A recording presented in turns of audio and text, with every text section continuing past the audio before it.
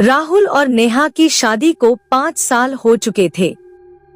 वो एक दूसरे से बहुत प्यार करते थे, लेकिन हाल ही में राहुल का ध्यान नेहा से हटकर किसी और पर जाने लगा था। राहुल की ऑफिस में नई सहकर्मी सिमी आई थी। वो खूबसूरत, स्मार्ट और आकर्षक थी। राहुल धीरे धीरे उसकी ओर आकर्षित होने लगा और नेहा से दूरियां बढ़ने लगी।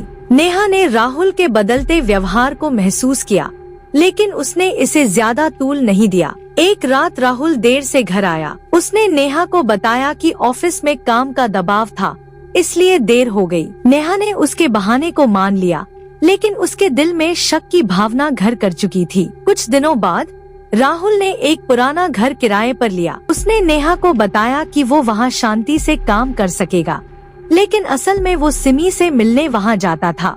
एक दिन नेहा ने राहुल का पीछा किया और उस पुराने घर तक पहुँच गई। घर में घुसते ही उसने देखा कि राहुल सिमी के साथ बैठा था।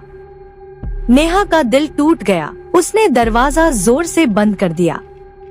आवाज सुनकर राहुल और सिमी घबरा गए। राहुल ने दरवाजा खोला, लेकिन बाहर कोई नहीं था। अंदर आकर उसने देखा कि सिमी के चेहरे का रंग उड़ गया था। क्या हुआ? राहुल ने पूछा। सिमी कांपते हुए बोली, वो औरत, उसने मेरे कान में कुछ कहा और फिर गायब हो गई। राहुल को समझ नहीं आया कि क्या हो रहा है। तभी एक ठंडी हवा का झोंका आया और नेहा की आवाज गूंजने लगी, राहुल, तुमने मेरे प्यार का गला घोंटा है, अब तुम्हें इसकी सजा मिलेगी। राहुल की आंखों के सामने नेहा की परछाई दिखाई देने लगी, लेकिन ये परछाई किसी भयानक शक्ति में बदल गई।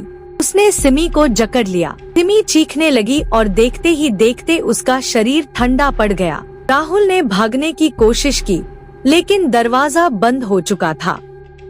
अब वो कमरे में अकेला था, लेकिन नेहा की आत्मा से बचना असंभव था। उसने राहुल को उसकी बेवफाई की सजा दे दी।